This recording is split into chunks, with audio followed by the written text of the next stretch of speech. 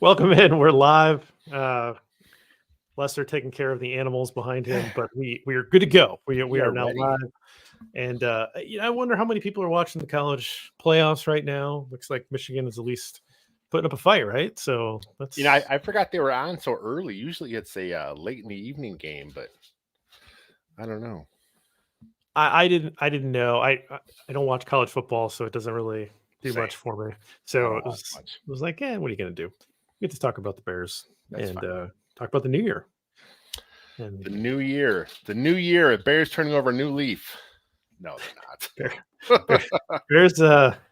Bears might not be turning over new leaves if this is what's happening. So I've got we'll talk about them later, but it's 2024, and my guy Juice Herbert just had a big game, another big game. Yes. He's back from injury, right? So I got the Juice Herbert shirt on, Nice. 24-hour energy shirt that we came up with at the beginning of the year.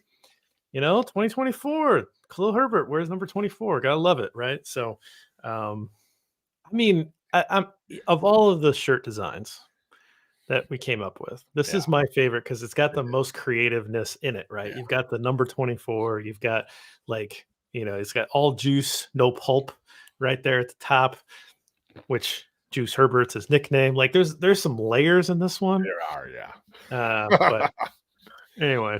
And then he gets hurt. He's half. I know it's 6 tough. games, and he came back rough, and like half the fans were like, just giving the crown to the rookie right out of the gate, right? Yeah. Like they were like, Roshan's the guy. Like he's gonna be the top back by week 5. It's like, what happened to the Khalil Herbert love, man? We just forget about him.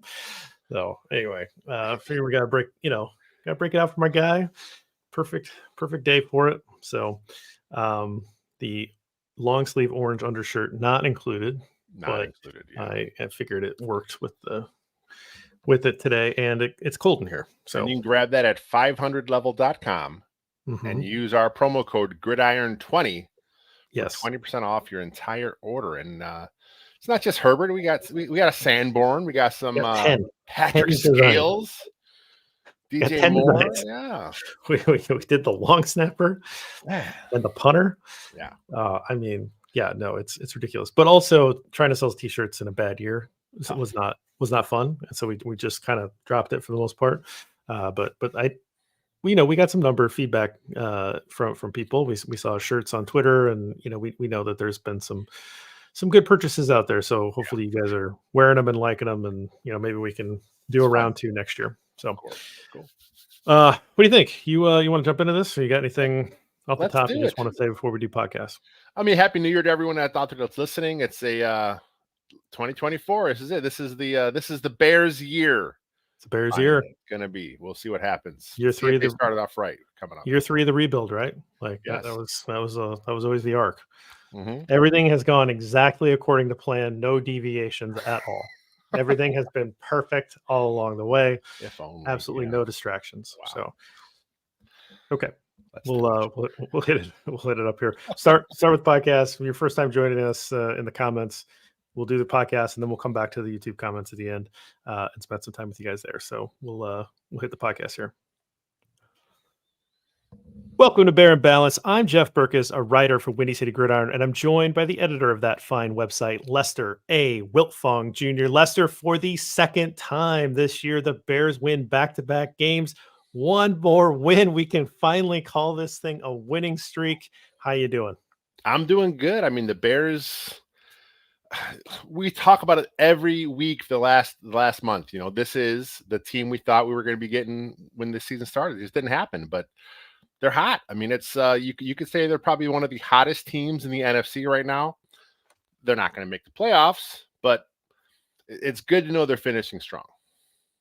Our guy Montez Sweat. I've been kind of tracking this. I saw that. Our guy tweet, Montez Sweat. And we'll transition this into the Trench tribute here. But our guy Montez Sweat, his season is 8-8 on 2 teams that can't win without him. Right. So there's only 3 wins combined for the Bears pre-Sweat trade and the Commanders post-Sweat trade. I mean, this guy, like, more people need to be giving Montez Sweat a little bit of love when it comes to the postseason awards, right? Pro Bowls, All Pro votes, and things like that. He's still got a really good chance of finishing the year with the sack lead for two franchises. And that record I think speaks for itself. The Commanders pretty much tanked after those trades, and the Bears took off. Right, they started to look really good. The defense completely changed. Their defensive DVOA, the kind of an advanced statistic for that, really just shot through the roof, and really coincides with him coming on and getting full game snaps and looking really good. So a lot of fun stuff to talk about today. We always start in the trenches. A couple places to go here because this was a total team win, right? So it does not like, oh, I have to go with offense or I have to go with defense. I think you can go either side here. So what do you got for trench tribute?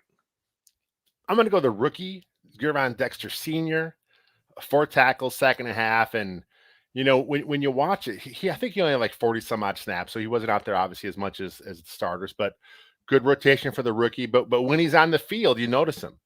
He's hustling. He gets a good push in the pocket. He is exactly the guy that Bears want him to. And he's early in the year, he was exclusively playing the nose, the backup, the nose, but he's moved around the line quite a bit. We even see him coming off the edge the last few weeks. So, he has really taken a hold here, and he really found himself a home here, and he is giving the Bears what they need out of that spot. And the D line as a whole, obviously Montez Sweat is a big part of that really helped it up, but Dexter's enjoying his time here in the last month. Yeah, Dexter credited with a sack and a half in that game, right? So again, it's exactly what you want, an interior disruptor. He's really coming on. A lot of interesting comments about Dexter coming into the year with the slow get off on the line, but was it the technique he was playing? Yeah. And then there was this back and forth. And a lot of people we work with and respect and kind of went like, I love the pick. And then it was like, oh, I hate the pick after this like little thing came out about the slow get off. And then there's like, well, maybe it's a coaching point. It's like, oh, I think I like the pick, right? They're just like, hey, let's just see what he looks like in an NFL uniform and see what his rookie maturation looks like. You have to really be pleased with how he's looked and how he's come along as a rookie. Absolutely. Had Dexter written down as well. I wanted to just give a little bit of a shout. And this is really not tongue in cheek. This is actually honest, but that missed field goal at the end, which we'll talk about at some point, the missed field goal at the end of the first half, that was that return. I watched this replay like 4 or 5 times to really understand how he didn't score. And Lucas Patrick gets an arm on his shoulder. It was, I believe, enough to put him off center. Somebody else might have cleaned up the tackle, but I think Lucas Patrick saves that from being a touchdown. That's your center. That guy, I mean, he didn't snap the ball, so he's in the line and protection and the field goal line, so he's shifting over to a guard. Probably, I've never actually looked to see where Lucas Patrick is at on field goal protection, but he's probably playing guard, and he's 300 plus pounds. Like he's not a guy that you're gonna track down a corner. And here he is. He's making that play probably 40 plus yards away from where he lined up, and he gets enough of the guy to prevent a touchdown return. And as a big, former big man, right? As we've all been in those situations where you're like, oh crap. And open field tackling is not necessarily something that offensive linemen are known for. And so I just wanted to give a little props to our guy, Luke. Second week in a row, Lucas Patrick's getting a little love on this show. So wanted to mention that. But I did want to say my trench tribute this week goes to Tevin Jenkins, back from concussion protocol. I thought he looked good. And again, the Bears ripped off a lot of big runs, and they seem to be able to do that behind Tevin Jenkins and Braxton Jones quite a bit. And so it's really good to see Tev get back out there, look healthy and look good, strong on one of those goal line pushes as well. Like you saw his helmet kind of pop up and off, but he, was in there driving the pile. So for me this week, Tevin Jenkins. Tevin Jenkins had a nice game. I mean, the Bears O-line had a much better first half. They had a few moments in the second half, but overall, the O-line has come together. I also had Braxton Jones written down. I just thought he had another solid game for what the Bears, he's not this mauling, nimble. He doesn't have like elite traits where you look at, oh my God, that's the Braxton. He just is good. He's a good football player, and that's what he is here, and that's what he was here on Sunday. Yeah, you watch Braxton Jones play, and you're like, yeah, pretty good, Yeah. right? And if that's pretty good for professional offensive lineman. And if you're not hearing his name that much, which early in the year you were, with some penalty issues, if you're not hearing his name, that's probably a good thing. So Yeah, there was one flag from him, but you watch, you're like, oh, it's really tick and tack. I They thought it caught was him. They caught him for moving. I don't know. They said it was a false start. He was pulling to the outside. I'm like, I don't know, man. I mean, it seems like you see those tackles get the benefit of the doubt on some of those drop back passes where they kind of do the kick step early. It didn't look like he was too early. And then going back to Lucas Patrick, like you said, he did get credit for the tackle. I think he was the last bear to okay. touch him or the closest guy there. He had a couple penalties in the game. One, come on, no way was that a penalty. One was really ticky tack too. So it wasn't the worst of game for Patrick, but yeah, I like those two guys you mentioned. Yeah, definitely that one play. Like that's a hustle play Yeah, and that was gotta love nice. it from a big guy. So all right, let's move on to the Twitter portion of the week, sweet tweets. We both went with long tweets We this week. did, So yeah. so why don't you start off a little message from the enemy here? It was funny. So I had to set this up a little bit. So Dan Orlovsky, he had a tweet out there saying the Bears and Justin Fields situation is now legit fascinating. He goes on to name a bunch of first-round quarterbacks, and his question is, how many of the last 10 number one overall quarterbacks flipped their franchise?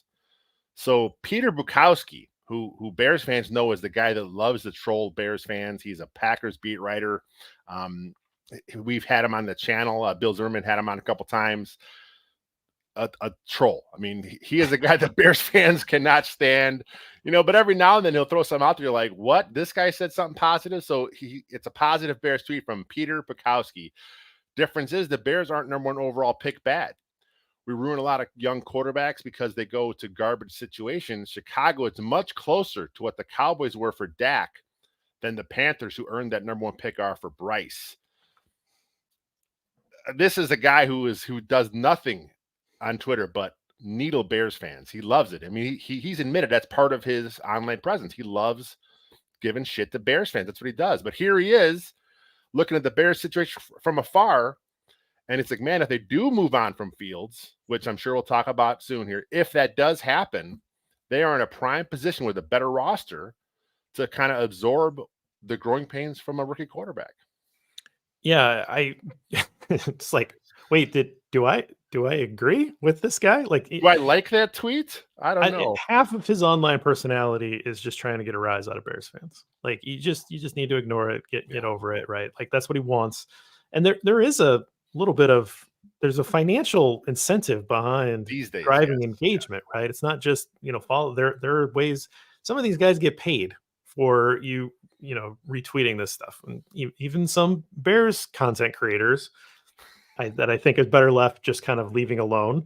They're doing the same thing. They're doing it from a different angle, of course, but they're also doing the same thing. So it's interesting that you get a little moment of clarity here where the guy's just like actually giving you some good, legitimate football breakdown. This is true, right? This, it's a very weird and interesting situation because, say what you will about, I don't think that Ryan Poles could have ever predicted that this would have been gone this well. You hope, right? But you definitely wouldn't have predicted that the Panthers would have sent back the number one pick after this trade, right? So it feels a little bit like a heist. I mean, it really does feel like some thievery going on here. But if the Bears did go in that direction to take a quarterback number one overall, the roster around him is so much better than a normal team that would be, in that position. Like, oh, we had a terrible year. We're going to take this quarterback to kind of be the guy. And he's got to kind of withstand a couple of years of punishment as we build up the roster around him. The Bears offensive lines look pretty good. You've got a legit number one receiver. You've got the Bears still have their own pick, which will be in the middle of the round or maybe, around the top 10, depending on what happens on Sunday. And so you could add another weapon there. Like, you would, and you still have plenty of cap space. So, there's a possibility that this rookie quarterback could come in with a defense that plays well, and you could have a good running game, great running game, and you could have legitimate weapons. That just doesn't happen for quarterbacks that come in different situations like that. So, yeah, it really is a better situation than most teams would ever dream of. I real quick before I get yours, I want to have an honorable mention sweet tweet, and that's all the tweets from the Panther fans and Panther beat writers that happened that are now being pulled as receipts. They were so sure of how good the Panthers would be with Bryce Young. I mean, some of these guys were so adamant on Twitter. It was hilarious. And then now, of course, once the Bears secured the first pick because they suck, those tweets are all coming back on the timeline, and it's just fun to see. Yeah, I'm going to write about the article that I wrote, last year. I guess we're into the new year, Yeah. where I wrote an article very much tongue in cheek called "I Hate the Carolina Panthers," and I listed all of the ways in which I hated the Carolina Panthers, which were largely fabricated because I don't care about the Carolina Panthers. Bears fans shouldn't, right? There's no real beef there, and there's actually kind of more of like a shared player history than you might think if you kind of think about it.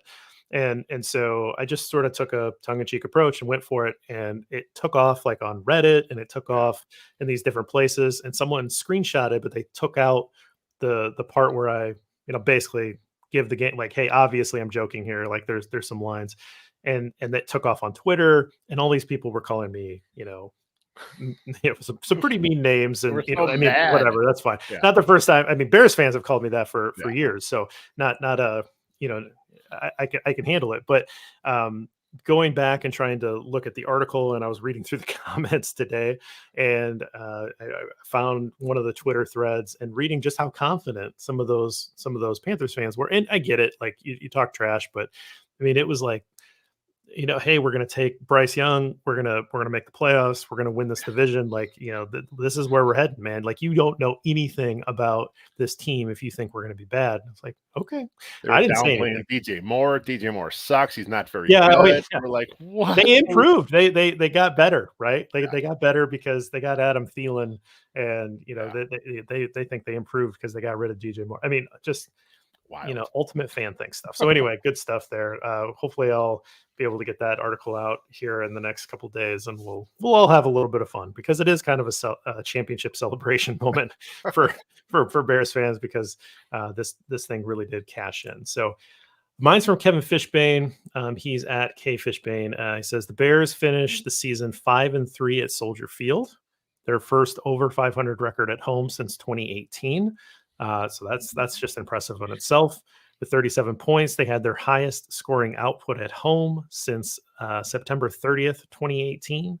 And it's the most points they have scored at Soldier Field with Justin Fields. And the Bears are 7-9. So I just thought this is a pretty good, like, big picture and a moment for us to kind of talk about it. 16 games into the season, one left, obviously against the rival up in that place up north. And so, hey, winning record at home. Like, Bears fans have, season ticket holders have seen more wins than losses at home this year. That's pretty impressive. Like, that's not something that we would have thought in September that we would be able to say. And you did see a surge in scoring in this one, which again has not been something that has happened much in winning efforts, right? Some of the biggest scoring efforts that the Bears have been when they're playing in these shootouts that they end up losing. So a pretty good summation there of what happened, particularly at Soldier Field this year for the Bears. It's so strange, because you're like, if you're just the guy that, like you said, it's the guys that have season tickets, they've seen 5 wins in a row. The Bears have looked, competent for the most part at home, and this strong finish here, it kind of makes a lot of fans harken back to what happened with the Lions last season. Kind of same situation. They were really bad early, and we've talked about it on this show a few times, but the Lions last year were better earlier on than the Bears were. The Lions got some bad luck. The Bears had some really atrocious stuff. Then, of course, they had the awful, double-digit blown games. There are some parallels to draw. I mean, of course, here we are, week 18, just like the Lions did. The Lions last year had a chance to beat the Packers and send them home. The Bears don't. It's not quite as cut and dry. I mean, the Packers could still get in with a loss, but it'll be pretty tough. So here the Bears are. They can play spoiler. They can finish on a really strong, winning streak. Finally, 3 in a row if they win. A lot of momentum going to the next season. And I think that's legitimate. And I think maybe we could just talk about that a little bit. I think there are some people, and I think that they are fine in this opinion, but there are some people that say nothing carries over between seasons. But I will tell you, covering football for the last almost decade, and you've done it for longer than I have, when is the off season in football? It doesn't exist, right? So I mean, there's just coverage all of the time, and the off season is its own coverage season. Maybe not everybody consumes it, but a lot of people do. And so once the games stop, we start talking about free agency, we start talking about the draft, and these players think about these things too. Where am I going to go to get paid? Yes, but where am I going to go where we're going to win some football games? Where am I going to go to set myself up in a good position so that I can get another contract? Where am I going to set myself up so that I can get some postseason awards, which are worth this to me? Like, where can I win a championship? Right? These are the things that these players think about. Some of them may prefer one over another, but those are the types of things that these players think about. If you're just a dog shit team, like, you're not going to get a lot of good players without paying just a huge premium, right? And so if there's some excitement if there's something brewing, that's what happened in Detroit. Mhm. There's excitement that's happening around what the Lions were doing, and they had that momentum that carried into the offseason, and they were able to carry that through. And that's what's happening in Detroit. We need to see that in Chicago. You need to see that with more free agents that want to come here. You want to see that with just the overall vibe. Like, I do think that is a real thing. And that's how you're going to be able to successfully spend what is a lot of free agent money. Ryan Poles said last year, well, they have to want to come here, right? When he was asked, well, why haven't you signed an edge rusher? And he said, well, they have to want to come here. He was trying, but he wasn't going to do that. Like, well, I'll pay you 30% more than anybody else if you'll just come here, right? He's trying to be, fiscally responsible in how he's spending that money and not just writing blank checks. Well, that's one, that's good, but now I think you can see how the free agency is going to go this year, where more of these players are going to be like, yeah, I want to go there. I want to go to Chicago. Well, if you're a free agent edge now, and let's say a couple teams are bidding for your services, you're like, man, I could play on the opposite edge of Montez Sweat. I want to go to Chicago. Plus, Chicago have won. They finished a strong season. There's some buzz in Chicago. So yeah, it's what you said. I mean, it's at the end of the day, money talks. I mean, if you come over the top with cash, you're going to get your free agency. But if the money's comparable, and you can sell your franchise by saying, hey, look at us, look where we were, look where we are, look where we're heading. That's how you sell yourself to a potential free agent. Yep, I love it. So it is meaningful. It is something to think about as we work into this offseason. So let's do caught up in a numbers game stat of the week. There's a lot of numbers out there. I was trying to choose something that was kind of interesting because we're getting close to the end of the year. But what did you come up with? My number is 22, and that is the Bears league leading 22 interceptions. They're right now leading the league. Also, the last time he led the league in interceptions was 2018, going back to the Kevin Fishbain tweet. But more remarkable about this is the Bears were 0-4 to start the season. They had 0 picks in those first 4 weeks. So I know Montez Sweat has a lot to do with this, but also the team is getting better. You heard Coach Flus talk about it in his presser. They asked him, why wasn't this defense as good early? A lot of newcomers, a lot of rookies. They were learning the system, learning the scheme. And it does. It takes time to kind of get, familiar with what you want to do there, to understand what the guy next to you is going to do, playing with each other, know where he is sitting in the zone, knowing how you're going to adjust based on this receiver's break. All that kind of stuff matters. And the more you're in it, the more better you are. Man, 22 picks, Bears leading the league. Now they get to go against Jordan Love, who threw no picks week 1 and kind of had his way with the Bears. So let's see if they can keep it going. Yeah, I mean, of all of the negative things that we've said about Matt Eberflus on this show, which I have led the show in negative remarks about that coach, I get it. Once he took over defensive play calling duties, brought in his advanced scout Phil Snow to help him kind of get a handle on that side of things, and once Montez Sweat was traded for, I mean, that was a little later, but traded for and started producing actual pressure numbers. And then you started to see more games and twists and stunts up front and a little bit more creativity. I believe the pressure, the blitz rate went up a little bit as well, right? You started to see more creativity and more things that we were asking for. And then I don't know. I asked for more play action in the Nagy era, every week for, I don't know, however many years we did the show, and I never got it. Here we asked for more creativity, more pressure, more games up front, and we got it. And then we got a more talented defensive end that came in to really add that extra element. And so once that happened, you started to see a difference because quarterbacks were forcing the ball. Yes, they played some backup quarterbacks, and that helps with that. But it really does. If you have a talented secondary that's playing sound fundamental football, that understands how to pass receivers off and all those things, and you have a pass rush that's getting home or they're creating pressure, that's what creates some of those bad decisions. And the Bears corners, to their credit, and Bears playmakers, defensive playmakers, to their credit, are taking advantage of those opportunities when they come. There's been plenty of times in the past where guys had a pick available to him and it falls on the ground, right? So you have to give him credit for pulling those in. So I love it. 22 interceptions, that's great, and they got a good chance of finishing the year leading the league, which again is not something that we would have ever dreamed of talking about at any point in September. So good stuff there. Mine, I just want to read DJ Moore's stats. Oh yeah. So he currently has 92 catches for 1,300 yards and 8 touchdowns. So it's also good to, there are some purists out there among us who say, like, I only care about the 16 games, right? Because it's 17 game schedule, like, that's garbage. It's always been 16 games. So that's what I care about for records. And I've got some news for you, my friend. Go back in the record books.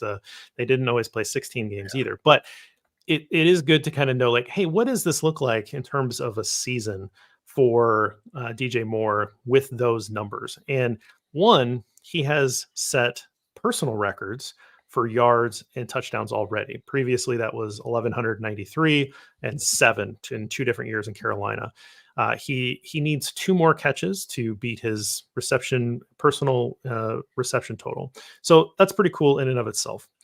If he gets 8 receptions, that puts him up to 100. That would be only the 6th Bears season where a wide receiver had 100 catches or more. If he has, was a couple of yards, he 2 yards, he moves up into 5th place. He's one yard behind Jeff Graham, or he moves up into 4th place. If he has 101 yards, he can move up into 3rd place and pass Marcus Robinson, which I think our guy Jack might be sad that Robinson would move down there. I'm sure he would pull that maybe the 16 to 17 argument there. And then if he has 122 yards, he'll pass Alshon and he'll be up into 2nd place. So then there's an off chance that if he just goes off, that he could maybe catch Brandon Marshall. It would be another monster game, one of those 200 plus yard games that he would need. But the point is that even though Justin Fields missed a few games, which really depressed DJ Moore's stats during that time, and they didn't really connect super early, like at least in the Green Bay game, he didn't get targeted much. He still has had a really incredible season, and he's got a chance to put, even with a pretty solid game in the last week of the year, he could put together a single season mark that I think ranks as high as just about, and well-rounded, right? Like it's a lot of catches, it's a lot of yards, yards per target, like everything's just really good. It's just this really sound line from DJ Moore. And fought through an injury, right? Didn't miss time though, but he fought through an injury in one game, but was out there the next. I think overall really proving what he can do with a legitimate quarterback. I can't imagine they're going to have a game plan against the Packers does not feature DJ Moore, especially after week 1, where what do you have, 3 or 4 targets the whole game? It was just terrible. Plus, now he's been rolling with Fields. They got a nice thing going.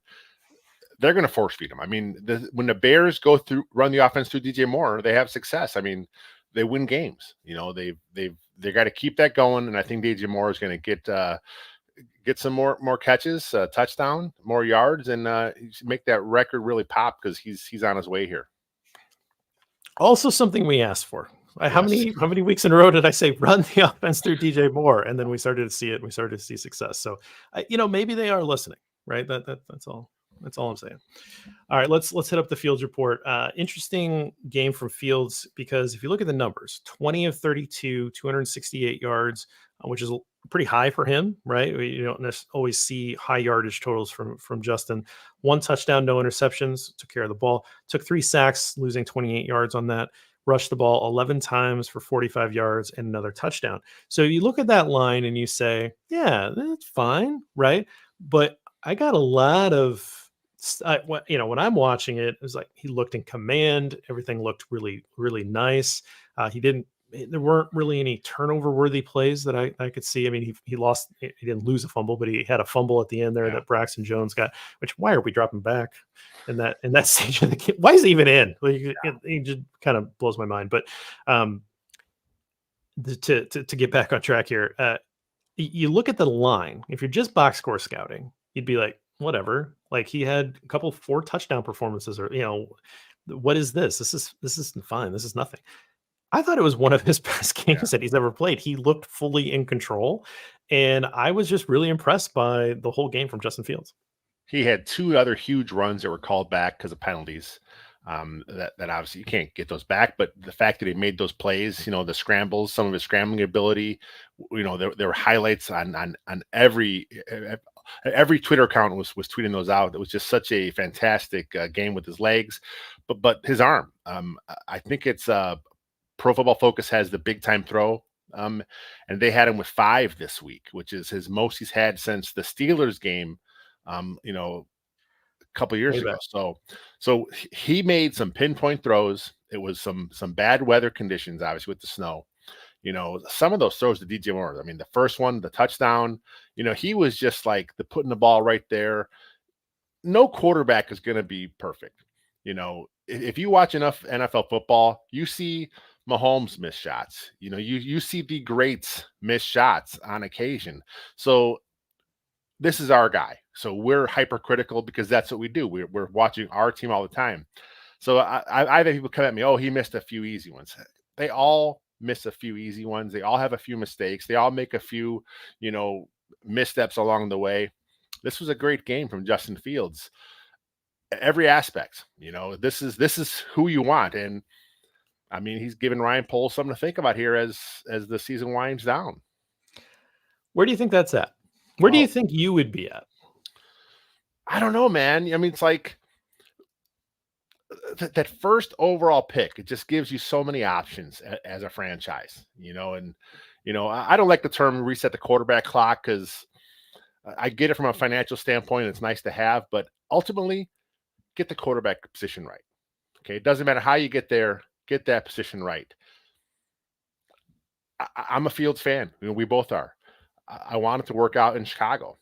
It just seems like with that number 1 pick option, that's logical to go that way. But something else to talk about, the locker room. They love Justin Fields. That's a tough sell. We talk about how you got to sell things to prospective free agents. How are you going to sell it to your team? Yeah, Justin Fields has been great for us. He's done what we've asked him to do. We put him through that horrendous year last year, and then now here we are. We're going to dump him. That's a tough sell. As you hear those players after the game, Montez Sweat had something to say. Brisker had something to say. A lot of those guys, the defensive players love him. His offensive players love him. Can you move on from that? I don't know, man. It's a tough situation for Ryan Poles, but it's a good situation because, you got a lot of options. I was thinking about this earlier today, and you and I have gone to camp together 4 of the last 5 years. 2019, which would have been the year after the good year, right? And all the buzz, but the weird kicker stuff, right? And then you had 20 silence. Just the weirdest thing. But like whatever. That was what dominated so much of that camp. Anyway, 2020 obviously was COVID, so there was no camp. 2021, 2022, 2023. What I was thinking about was what was the excitement level and all that stuff from what were people pulling from those things?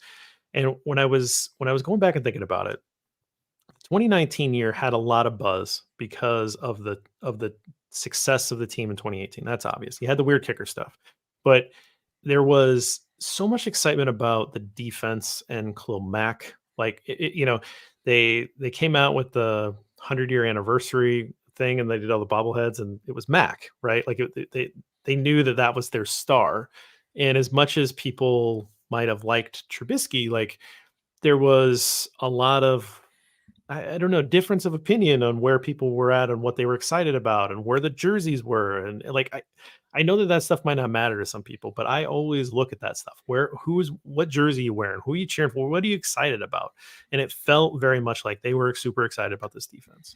Obviously, we weren't there in 2020, 2021. We come in and there was just this like, why is this coaching staff still here? And that's really what kind of dominated. There was this kind of weird sense, Fields didn't really get any reps in camp. There's some people that were a little bit excited about the rookie, but you didn't get an overwhelming sense of it because it was a lot about the coaching staff shouldn't be here. And I'm not really quite sure how to feel about all this. And then we go to camp and it is half the jerseys in the stands are number one. That's Justin Fields. There are kids that are screaming at Justin Fields. Justin Fields, come over here and sign my football. Like they are there for Justin Fields. It is Justin Fields. Like they are obsessed.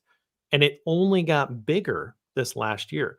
This fan base is in on Justin Fields. They like this. Yes, there's critics that are in this fan base and they're ready to move on. All that. I get that. But like overwhelmingly, this guy is one of the most popular Chicago Bears football players that I have ever witnessed in my, how many ever years I've been following this team. He's popular as hell. And so can you, as a franchise, be able to look your locker room and who he's very popular with and your fan base in the eye and say, it's just business. It's just business, man. Like it is what it is. We're going to send him to a good place. But we think this is the best move for the franchise. That's going to be tough. Ryan Poles has always had a big picture mentality. He's talked about it since the day he took over. He's always been looking to the future. So the question he's going to have to ask himself this offseason is this still something he's working on for the future? Or is 2024 where he thinks is the payoff? If he thinks that's the payoff, he thinks the team's ready to go, he may just keep Fields and trade number one for a haul because he's going to get a haul for that first overall selection. It's a tough situation, it's so fascinating and it's so exciting to see what's going to happen. So good stuff. All right. Quick break. On the other side of it, we're going to do everybody's favorite segment, the Three Bears. Stick with us. All right, Lester, we're back. Three Bears, hot bowl of porridge, cold bowl of porridge, and just right.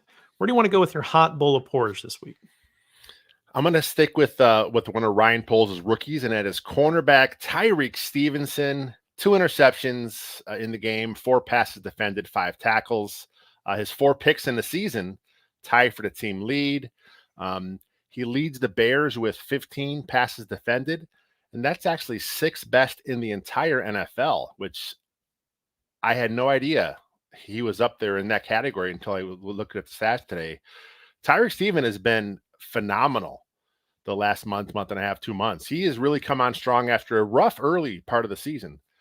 He is pretty damn good football player. And his tackles, I mean, he's like 4th in the team in tackles, like 70 some odd tackles.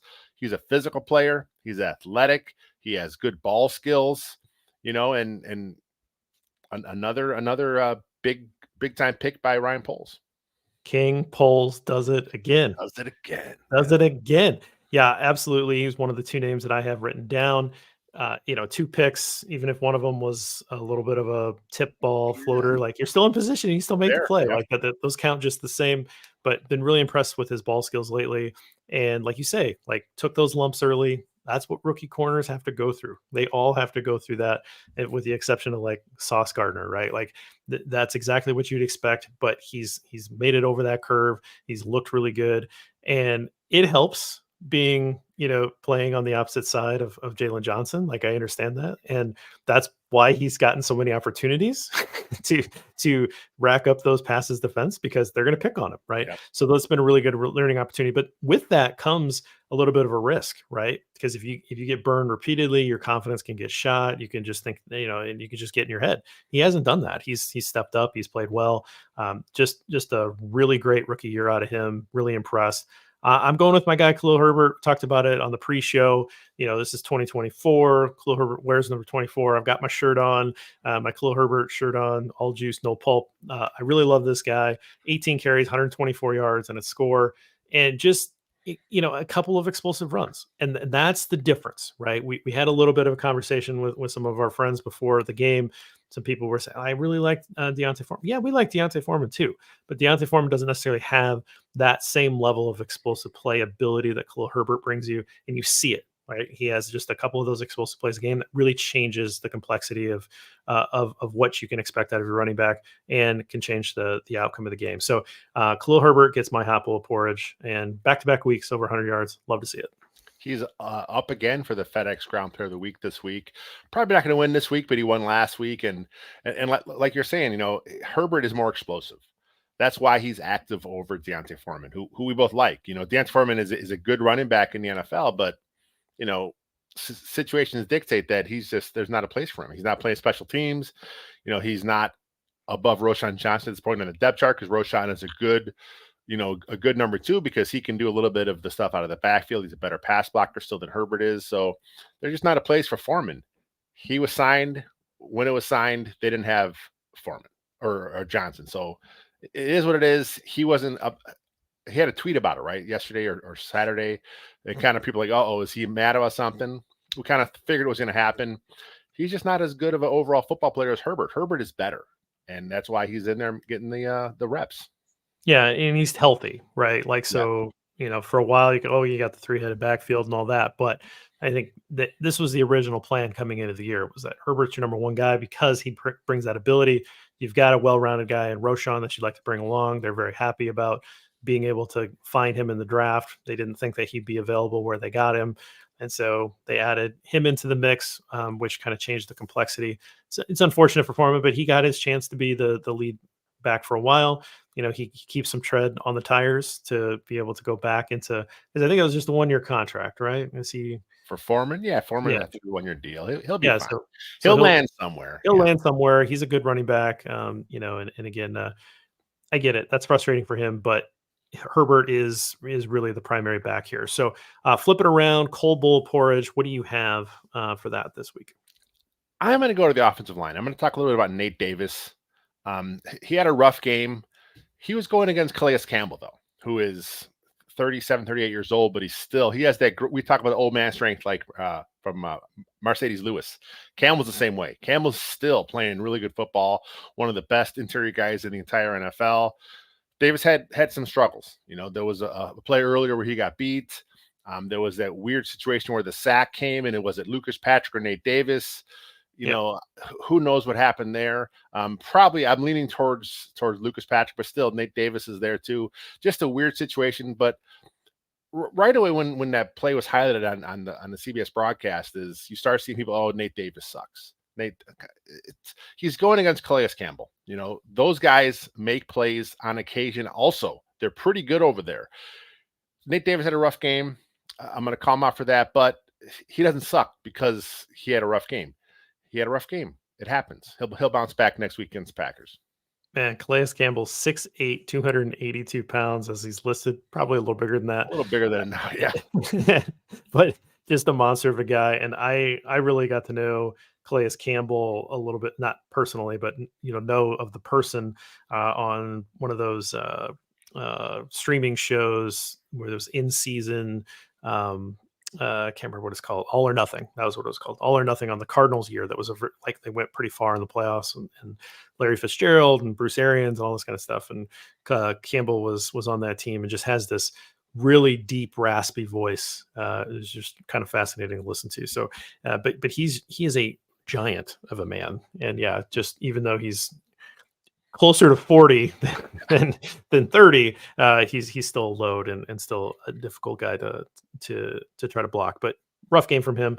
For me, it's the decision to kick the ball at the end of the first half. Now, I maybe not necessarily locked into this all the time, but I saw the tweets from, I believe it was Biggs before the game, that said, Cairo Santos going this direction, misses from this distance, the wind's an issue, right? Don't expect to kick over 50 yards.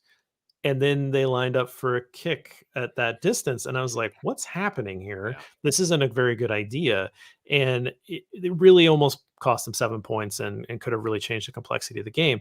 Those are just not good decisions. Like, don't send your kicker out there in that situation because he can't control that. That's not on him. That's the elements. And so that just kind of spoke to some situational awareness, lack thereof, on that particular point of the game. And look, it was a complete victory. They more than doubled up the points of the Falcons. Like, they looked good, in pretty much all parts of the game. I know I'm being a little picky, but that's kind of the point of the show. But that's a bad decision. They asked Flus about it after the game. Something about why'd you elect to kick into the wind at that situation? And his response was it into the wind? So saying it wasn't from the Bears' point of view, that was not into the wind, that was with the wind. Regardless, it was, like you said, I think it was Biggs kind of tweeted out that his max at that distance was at that side was 50. Weird situation, weird end of the half, just one of those weird coaching things where you're like, what? Like, what is the point of this? Just the lead up to the field goal was strange. The field goal itself was even stranger. And it was, it could have been 7 for the Falcons. Should have been. I mean, really, like I was very close to taking it all the way to the house. So again, little nitpicky because of the end result. You might think so, but that's just not a very good decision there. Just right. Where do you want to go here? For my just right, I'm going back to Justin Fields.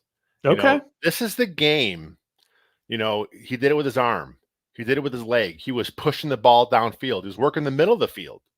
He took the check down when he was there. We saw him kind of go through his progressions. He scrambled, playing winning football. Like I said, there were not many turnover-worthy plays. The strip sack at the end got hit from the blind side. You want to see him get rid of the ball there in the situation a bit quicker. But he was safe with the ball for the most part. This is winning football from Justin Fields. If this is the guy the Bears get every week, and look, the Falcons have a pretty good defense. I know they weren't the best team. They don't have any really big name players over there, but we talk about DVOA. I think they're a top 10 DVOA coming in. That's a pretty good defense. Maybe the best defense Fields has beat in his young career. So if this is the football Fields plays, again, it makes the decision for Ryan Poles that much tougher. I don't know what's going to happen. It's just very strange. I like it. I like that choice. It makes a lot of sense to me. Again, in some ways, the stat line may not jump out at you as something that you would want to etch in stone and display it. But it was one of the best games that I think he's played. He just had control, middle of the field throws. Like, there was just some stuff there that I really liked. And yeah, the Falcons are not a pushover team. They've got some good players on defense. We've already talked about DJ Moore. I actually don't think this is a just right thing because this is a pretty lofty line there, 9 for 159, 1. I had him written down in case I needed to pivot, but I actually want to talk about our guy, TJ Edwards. Now, Edwards did not have any tackle. He had like 2 tackles. 2 tackles. Which, he had been a tackling machine. And then he was on pace to break the record. And I was like, well, he's still on pace, but it doesn't look quite as obvious. And then he's not going to get it. Like, it's just not going to happen unless, something absolutely insane happens next week. And so, I was kind of thinking about it. And so in the spirit of just right, it's like what we expect from him. This wasn't a game we expect from him, but I think that as the defense steps up around him and starts playing better, maybe those, he doesn't have to make all of the tackles around the field. Yeah. And so that's good. But he comes up with another interception, and that gives him 3 on the year. And I just think he's just been such a good signing for this football team. He's played consistently from start to finish at a really high level. And he comes from the Eagles, right? Comes from an organization that had a lot of success. And, you have Edmonds and Edwards. They're both coming from organizations that have had success. Maybe there's something to that, right? Like, you heard some quotes this week about, bringing that championship mentality over, that winning mentality over. Maybe that has been part of that defensive surge, is that he's been leading the way. I've just been really impressed with him. I think it's just been a really nice year. I didn't know where else to kind of fit that in to the show, but I wanted to kind of give him a shout out. No, it's a good pick. I mean, like you said, he didn't make the tackles, but he comes up when he has to make a play. He's around the ball all the time. I mean, if you watch that game back, I mean, he wasn't getting there, but he was like right there. So he's in position. He's a sound, smart, fundamentally good football player, and that's a good pick there for the just right. T.J. Edwards, man, he's having a heck of a year, and it may end up in a Pro Bowl. That'd be great. And, he's a local kid, right? So Yeah, I'm glad that he came. Again, a lot of reasons to maybe want to come play for the Bears. I would imagine that may have been part of what he was interested in. And also maybe that relationship with Ian Cunningham from the Eagles, right? Like there's a lot of things that play into this. It would be interesting to maybe hear that from him at some point to maybe see how that first year went. And maybe we can get that going. But anything that you want to talk about before we get out of here? One game left. Um, it's just that team up north. yeah. No big deal. No big deal. We haven't really touched on it too much, but the Eberflus report from over the weekend where they said that, the tweet was very misleading, made it sound like it was set in stone. And then you kind of read what he said, what he wrote, you watch the report. It does seem like they're leaning towards keeping Eberflus, and I don't know how I feel about that. I mean, it's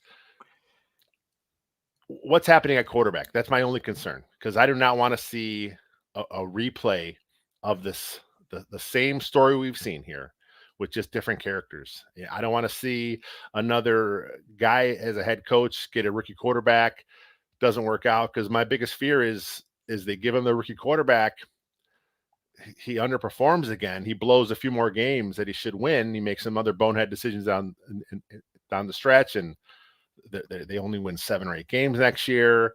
They're looking at it like, well, this should have been a playoff team in year 3. Let's go move on and get a new offensive guy that comes in and kind of mold him around. And now he's going to have to work with the rookie quarterback.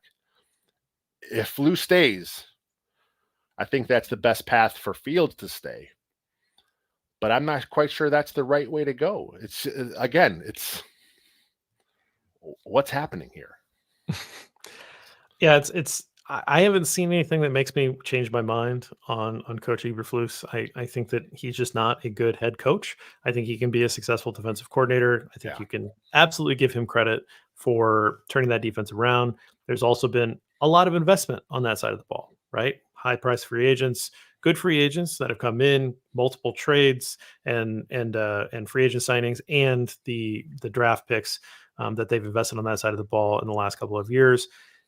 It's a lot. It's a lot of premium capital to put in that side of the football, but they've done it, and those guys have been coached up to the point where they're contributing, and all those guys look like they're who are you giving credit to? Is that a Poles thing? Is that Poles being in sync with Eberflus? And you don't want to just take September off again. Like that would be nice if you had that team playing a little bit higher level football earlier.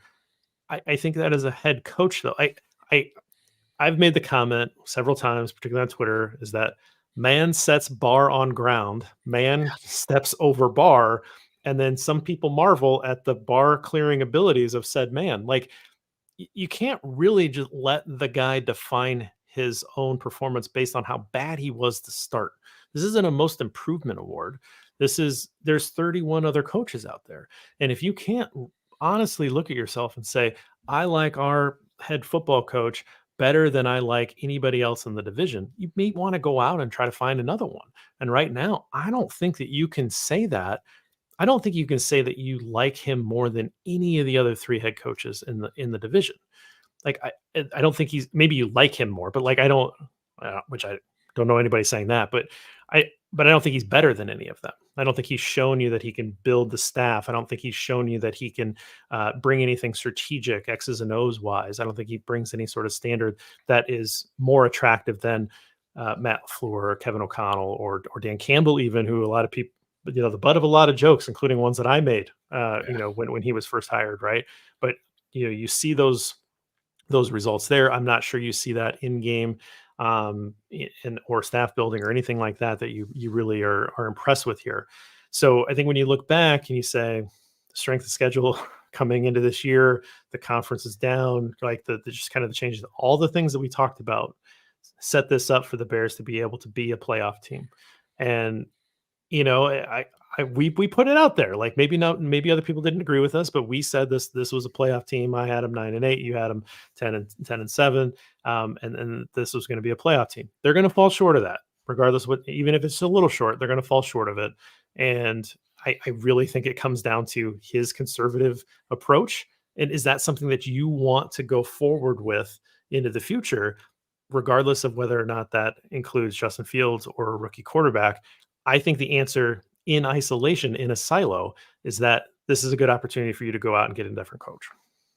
Yeah, it's coaching. I mean, that's different to me. That's different between playoffs or no playoffs this year. It's coaching. Those 3 historically double-digit losses suck. Week 1 against the Packers sucked. The game plan against the Vikings the first time sucked. This team should be in the playoffs if it wasn't for poor game planning, poor in-game decisions. And that's playing against the Bucks. Also, got to throw that in there. Yeah, the Bucks. That was the point where Todd Bowles was shocked at what they did on offense. Like, what are you doing? Like, you're not going to do the stuff that works. Okay, fine, we'll take it. Yeah, this team should be in the playoffs. It's rough, and that's where we've kind of been all year. Both of us, we've kind of been there, but now it looks like he's coming back. So the only hope we have here is that he gets better with those in-game decisions. I mean, it's possible. It's not like he's done growing as a coach, done growing as a leader. It could happen. Okay. It just has not happened yet so far through 2 years. So why should I have the faith that it's going to happen all of a sudden? I'm going to have to get on board because it looks like that's what's going to happen here with the Bears.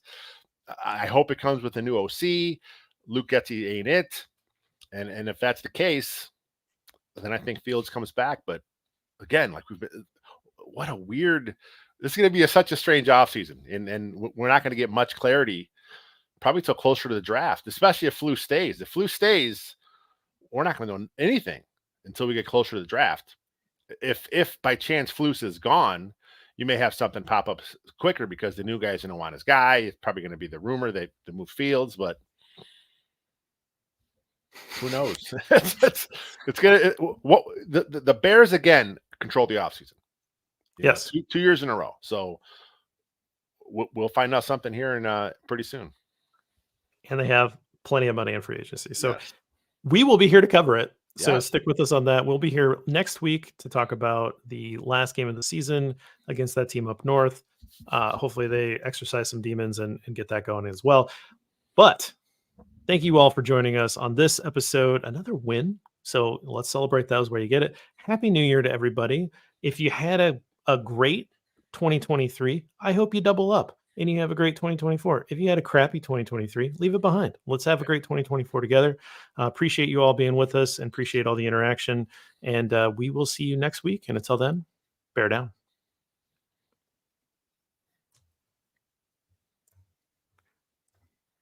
What do we got? We had a super chat. Let's start off with a super chat right off the bat here. Our guy Andrew. Happy New Year, gentlemen. How's the DJ receiving record tracker looking?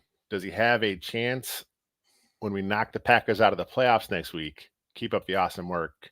And Justin, we trust. Yeah, I mean, Andrew, it's DJ Moore's there right now as far as 2 of the 3 receiving stats are career highs.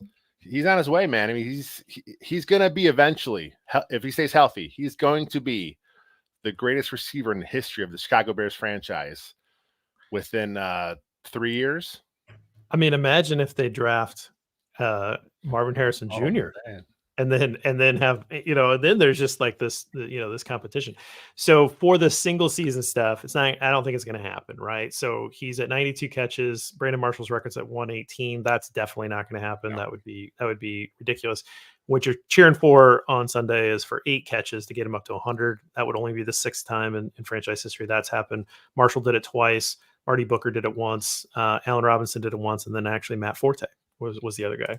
1,300 yards. I kind of messed this up a little bit in the show. So he's 5th right now, not 6th. He's 5th.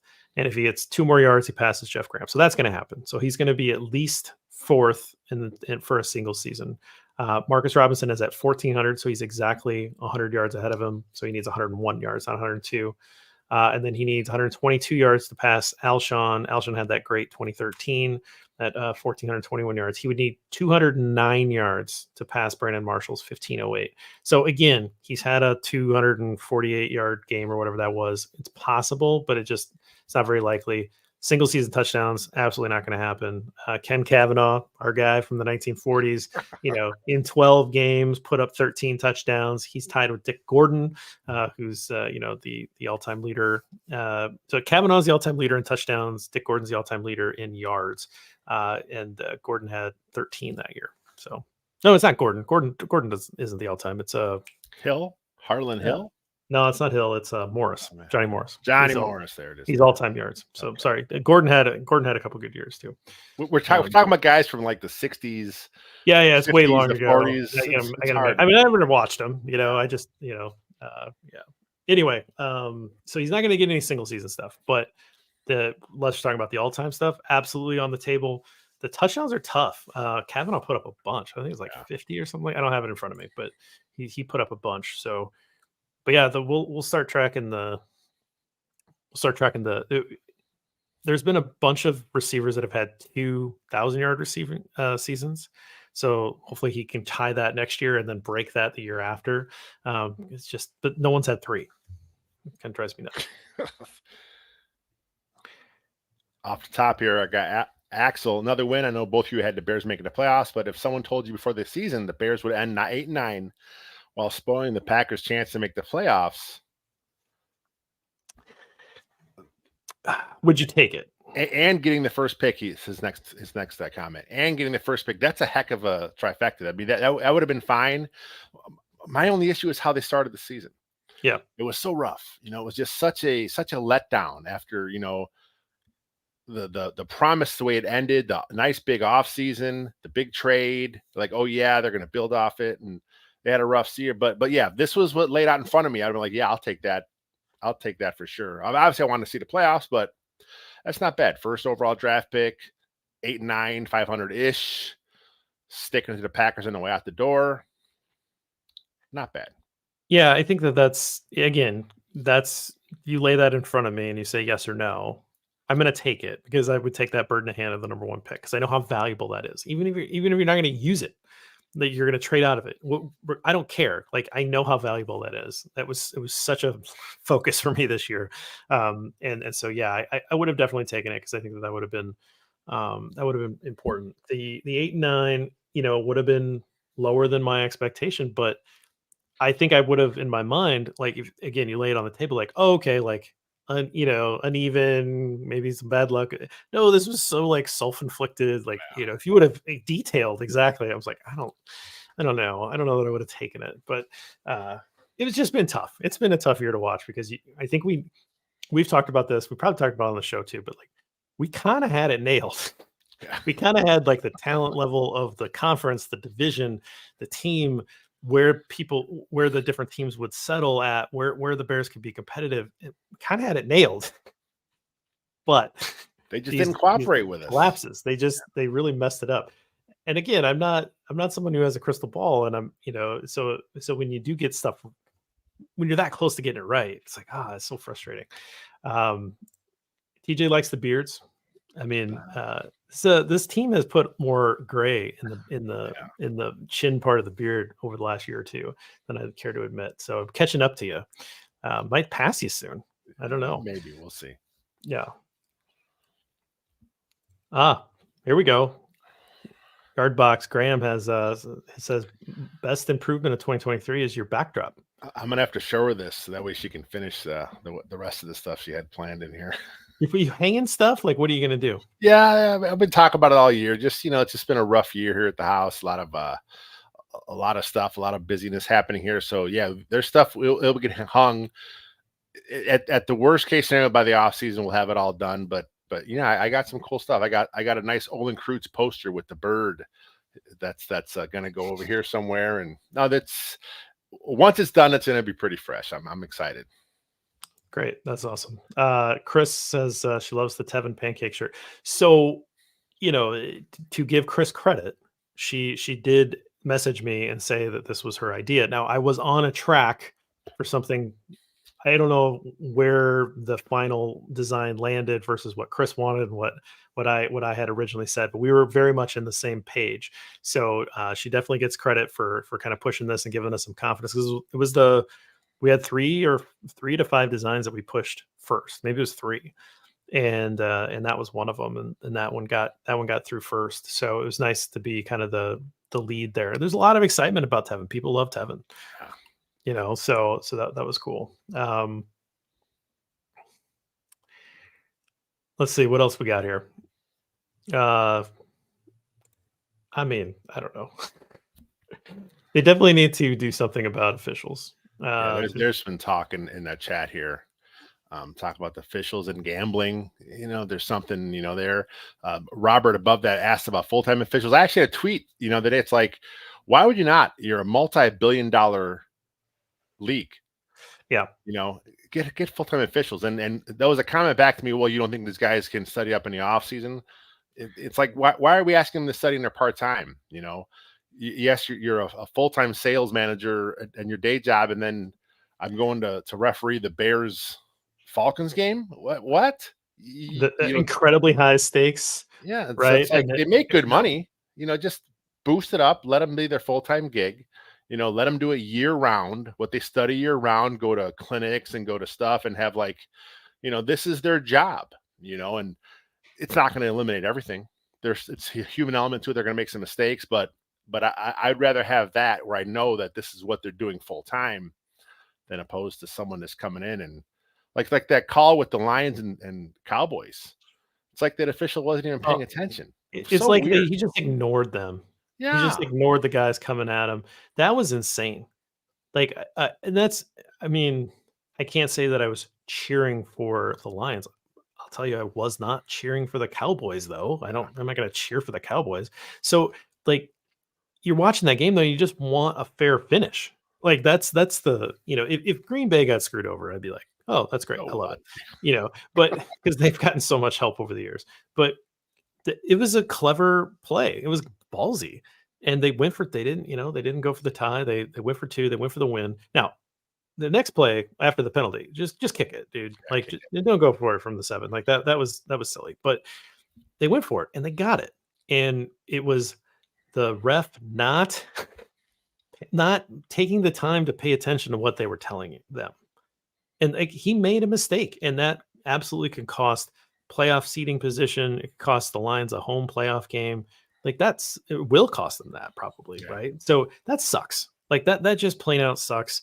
The Lions, if they win their wild card game as a 2 seed, then they would have been able to host the divisional round. But now they're pretty much locked into the 3 seed, I think. So that sucks. That sucks for them. Yeah, it's all right though. It's NFC North. I know, but yeah. Got a Trench trivia for Zach Pickens. Got the deflection that led to the 4th interception. Yeah, Pickens had a nice game. I mean, he only had he's your 4th DT now in the rotation. But another draft pick, Ryan Poles, has come on good. He had some nice moments here. So Ryan Poles, man, year 2 of his draft. These guys looking pretty good here. Yeah, absolutely. And again, Pickens is one of those guys that people went back and forth with on like, oh, I love this pick. I don't really like this. Just let him play. Let him play and see what happens. Let him mature, especially rookies, especially early in the season. I thought this was interesting. What I'm afraid of is if they win and look good against Green Bay, they keep Getsy as the offensive coordinator. I don't know. I think that ship has sailed. Now, I could be wrong. Maybe they just try to bring everything back and say we just need more pieces. But I feel like you just haven't heard any kind of like, yeah, Getsy's my guy. Like I support. Flus isn't part of this. Is Matty Eberflus is not good with the media. He's just not good. Plain out. Doesn't know how to answer questions very well. Like he just seems awkward. He kind of focuses on the wrong thing. I think he's tried to make a joke that one time about like, the defensive coordinator makes a good call. That was me, right? Like, I mean, he didn't say it like that, but like, I think he was trying to make a joke, and then it just came off like he was being a prick, kind of, right? Like he was, look at me, everyone, I'm the guy. It's like, what are we doing? So, I don't know. Like, but I listened to what he says about Getsy, and I'm like, I don't know that he's defending this guy all that well. It does seem like he's distanced himself a little bit from Getsy these last few weeks. I mean, there are chances he could have given the vote of confidence, and he said, he's kind of went the other way. But I will say about Flus, though, he's gotten better. Some of his press conference stuff. Maybe it's the wins. and the Well, questions aren't that's always better, yeah, the right? 'Cause the questions aren't questions are such nicer. as harsh, but I would hope it's someone in Bears PR is talking to him when he does make these mistakes. I hope they pull him aside. Hey, look, you're the face of the franchise out there. This was stupid to say. Let's not do this anymore. Make sure you kind of a little easier on this. But I'm sure that's part of the gig. I'm sure that someone there is telling them the stuff as they go. Yeah, the guillotine took over Look at kickoff you. duties, and Graham was tweeting at me that he was going to take a drink for every touchback. So he had a night Oh, because that's a lot of drinks because he put the ball in the end zone quite a bit. Chris is done with Nate Davis. I don't know. I mean, the Bears aren't. he is I mean, they don't run a gap scheme. I mean, they don't run a power. They're still zone base, which is want your athletes and moving in space. Davis can kind of do either or.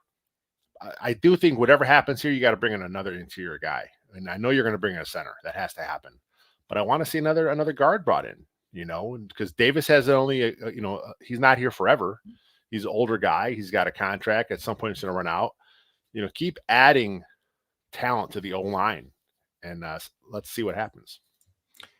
And when another one from Chris here says, "How much is the Flukes decision about money?" I mean, this is all speculation. We obviously don't know, but yeah, in my opinion, and I wish I could do like a little more research on this, and I'm not saying that this might sound weird to say, because the McCaskies are clearly richer than I will ever be, and I understand that, but I don't think that the McCaskies are rich enough to own an NFL team in this day and age. Like, because I don't know that they can absorb decisions like this. Like, this doesn't come out of I don't know how this all works in terms of revenue, right? Like, what revenue pays for coaches? What then you have salary cap, which is pretty much, that's defined and everybody has to spend up to a certain limit, but they don't have to pay coaches, there's not a salary cap for coaches. Yep. Right? So like you could, the Patriots paid Bill Belichick crazy money over what everybody else was making because he's the best coach in the league, right? And that's fine. And he could have hired all of the expensive coaches that he wanted. We've heard like Washington did that with Dan Snyder, hired a bunch of like super expensive coaches, trying to put together like all-star team coaches to try to go at this. There's no cap on that. But the flip side of that is that there's no minimum, right? And so, yeah, I absolutely think that McCaskey brought back Matt Nagy because he didn't want to pay out the salary. I really think that's what happened. You can't really convince me otherwise. There was no reason on paper to bring them back other than COVID, receipts were down, a little bit. And I think they're just like, we don't have the money. We're going to bring them back. I agree. I think that has something to do with it. You would hope it doesn't, but this, like you said, this is not this is the McCaskey's business. Whereas other team owners throughout the NFL, their NFL team is like their side gig. Like they have other stuff going on. The Bears have nothing else going on. The McCaskey, this is it. So yeah, I mean, I think that might have something to do with it. Luckily, he's showing, the improvement that they wanted to see. But there's going to be a scapegoat there. There's got to be a scapegoat somewhere. If you don't take the jump that you want, and you could blame internally, you could blame Getsy on the messed up, double-digit leads.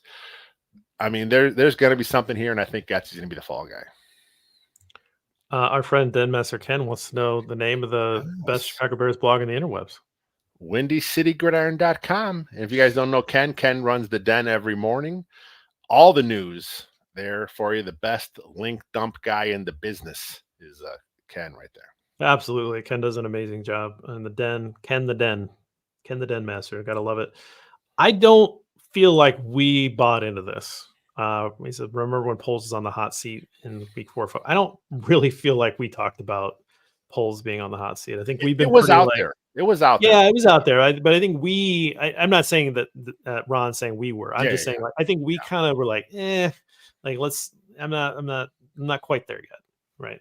But I mean, he can definitely stand up pretty tall at the end of this and be like, I put together a good roster. This roster's on the up. Yeah. And he did not just go out and just spend all the cap, right? Like there's still plenty of cap left. Again, there's a couple things I still want him to do, right? It's not perfect grades for me. Not that that's what he's doing this for. Like I wish Jalen Johnson got an extension before the season. If that happens, which I again hope it does, it's going to be a lot more expensive now, Yeah. right? So I wish that he would have played that a little better. But Poles seems really good. Ian Cunningham has been by his side. I think that's been really important. I know that he's Poles has let Ian Cunningham run some of the negotiations at time, right? Like he's put him in a position to get a GM job. Cunningham, I believe, has been in an interview round last year. This year, I would expect him to be very competitive, if not get one of those open GM jobs. And so that, people, oh, great, we get the draft pick. Like he's also pretty valuable in the building. Yeah, So there's a reason why there's compensation. Like that's a loss if Cunningham goes. But that's also a reflection of what the league thinks of Ryan Poles' front office. If Cunningham does end up getting a job, that really speaks well to him, I think. It speaks well to Cunningham, of course, because he gets the opportunity. But generally, you're plucking these guys out of these, organizations that are winning 10, 11, 12 games, right? You're not necessarily plucking them from a Chicago Bears organization, but I think it could happen. If you're an outside franchise looking in and you're like, man, look what Ryan Poles did. Year one, he just stripped it completely down, right? First overall draft pick, traded for an outstanding receiver, more draft picks, did some great stuff in the first round, traded back again, set this franchise up great from the salary cap perspective, great from a draft pick perspective. So if you're an outside franchise looking for a GM, yeah, I want Ryan Poles top guy. I think Cunningham's for sure going to be gone this year. And like you said, that speaks well to the Poles. We talk about coaches moving on. You want that. You want your guys that work for you to move on and have success. That's a reflection on you as a leader, a reflection on the franchise. And then now it's next man up. Now let me develop the next young assistant GM. And if you're a coach, I'm going to now develop the next, coordinator here that can kind of move on and have a gig somewhere. You want that. That's what you want out of your team. I always looked at it as a positive when these guys move on. Yeah, it hurts you in the short term, but that's good. And then also we talk about free agents coming in. If you're a coach looking for a gig, man, look what's going on in Chicago. Their guys are moving on to better things. I want to go there. I want to learn from, well, it's Flus now, but I mean, if he turns into that, again, that's all we have to do now is hope. We hope he can turn into that because he hasn't been so far. My old boss always said, like, I want you to get that next promotion. Like I'll take advantage. I'll deal with, having to replace you, but like I want you to get everything out of you while you're here, but I want you to get that next promotion because I hired you because I believe in you. Right. And so those are good organizations, to work for. Bad organizations are the ones that prevent you from leaving. Like that wasn't what I meant. Like I think Cunningham's going to get a job at some point. Sure. But if it's this year, then that does actually take away someone who's been, I think, pretty instrumental in helping Poles out. So, again, next guy up, hopefully he has, someone else that could step up and replace him if that happens. But it's a good thing. It's a good thing if this if this regime is looked at fondly by the rest of the league. So I think we'll leave it there. Thanks everybody for being super active in the comments. Really appreciate that. Kind of,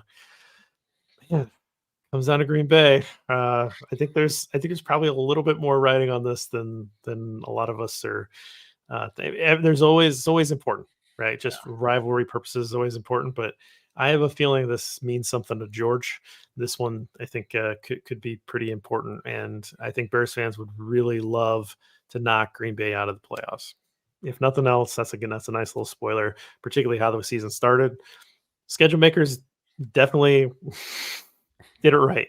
Yeah. Week 1, week 18. So enjoy it. It's the last time that you'll get to see your Bears in the 2023 season, and then we'll move on to off-season coverage. So, but we'll be here about next week, talk about this game, and wrap it up, and hang out with you one last time before we shift into off-season mode as well. Sounds So, like a plan. Like it. all right, guys. Thanks, everybody.